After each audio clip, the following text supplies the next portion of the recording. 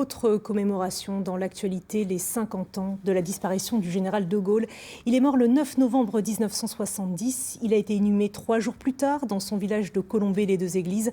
Un homme qui a toujours eu une relation particulière avec l'Alsace. 12 voyages officiels entre 1944 et 1964, sans compter ses nombreux déplacements privés. Retour sur l'histoire de cette relation avec Françoise Herbe. Nous allons tous ensemble chanter la Marseillaise. Une phrase tant de fois prononcée en terre alsacienne. Notre région a toujours été fidèle au général de Gaulle.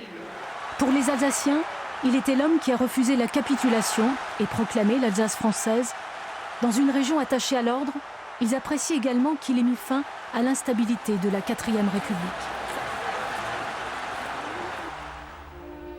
Lors de son premier voyage en tant que chef de l'État en Alsace, en novembre 1959, le général arrive en terre conquise. Les Alsaciens ont approuvé, l'année d'avant, à plus de 92% la révision de la Constitution. Pendant ce long déplacement de 4 jours, à bord d'un autorail spécial, le général parcourt plus de 80 communes. Partout, une foule innombrable l'attend. Le général de Gaulle revient en Alsace l'année suivante. Il fait un froid glacial au Struthof ce 23 juillet 1960. Devant 15 000 personnes, le chef de l'État inaugure le mémorial national de la déportation. À chaque fois, lors de ses visites, comme ici à Strasbourg en novembre 61, le général rappelle qu'il existe en France des lieux où la conscience nationale parle plus haut qu'ailleurs.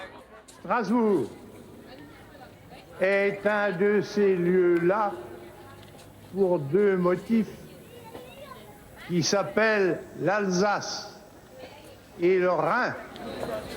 Le 22 novembre 1964, 30 000 personnes accueillent le général de Gaulle place Kléber à Strasbourg.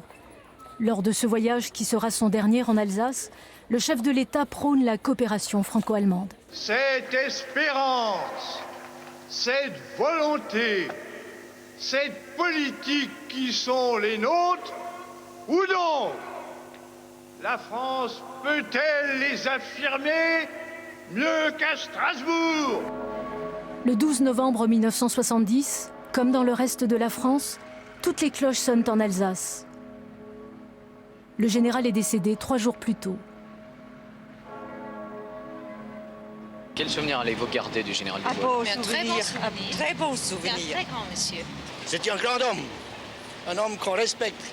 Que représentait-il pour la France et pour l'Alsace? Beaucoup, beaucoup. Beaucoup pour nous. Beaucoup pour l'Alsace et beaucoup pour la France.